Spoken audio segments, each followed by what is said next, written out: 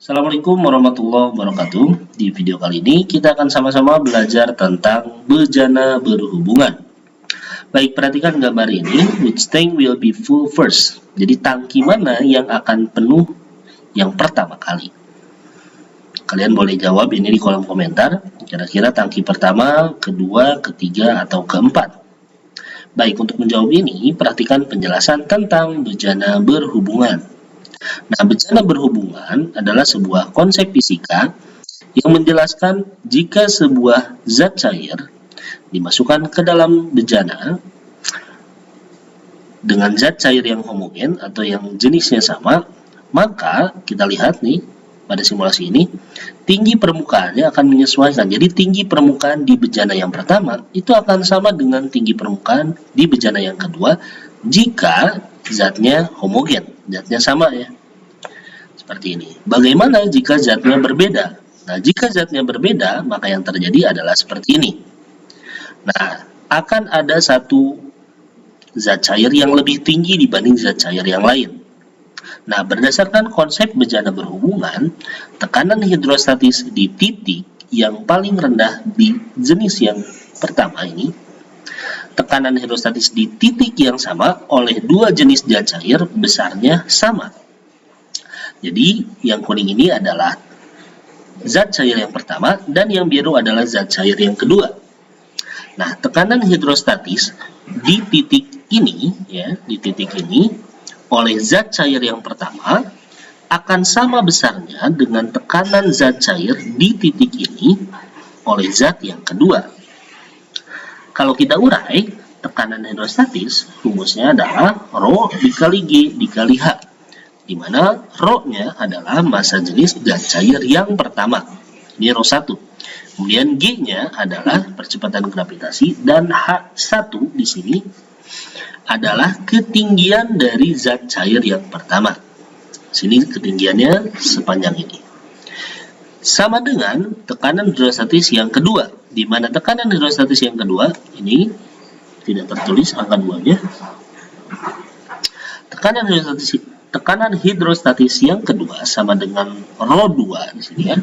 Massa jenis zat cair yang kedua dikali gravitasi dikali dengan H2, di mana H2 adalah ketinggian dari zat cair yang kedua. Perhatikan baik-baik, pada persamaan ini masing-masing tekanan hidrostatis memiliki gravitasi, maka ini bisa kita coret atau kita hilangkan sehingga persamaannya menjadi Rho1, ini lupa tertulis satunya.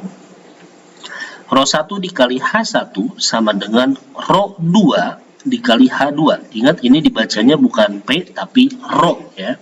RHO. Rho.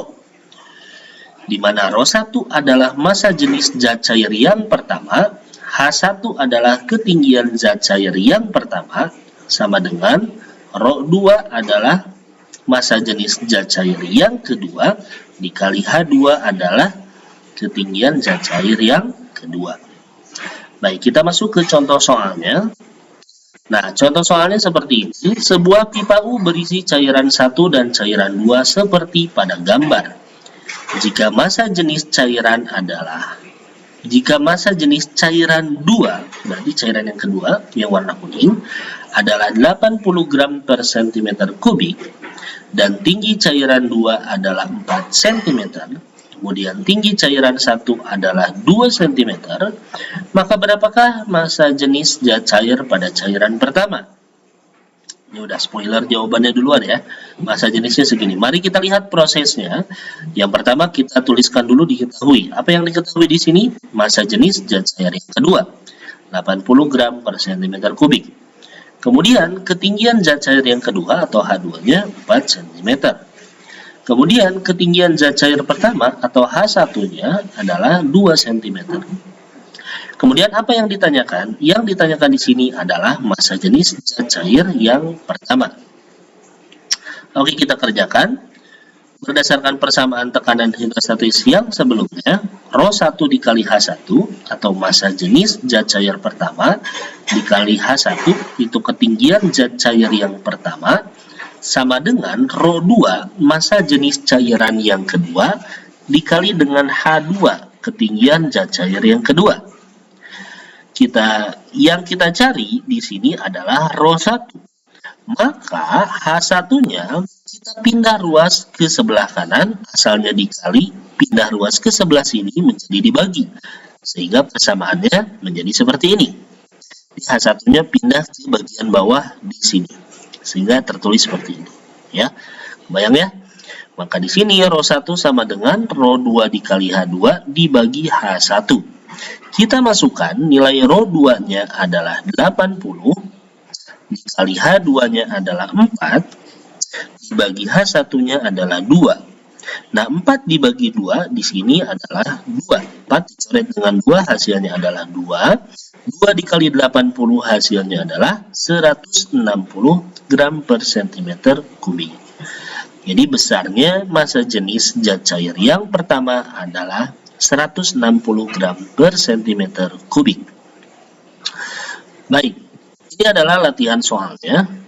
Ya, latihan soalnya di sini pipa U cairan 1 dan cairan 2, massa jenis cairan 2 adalah 30 gram per cm kubik. Dan tinggi cairan 2, nah tinggi cairan 2-nya atau H2-nya itu sesuai nomor absen kalian.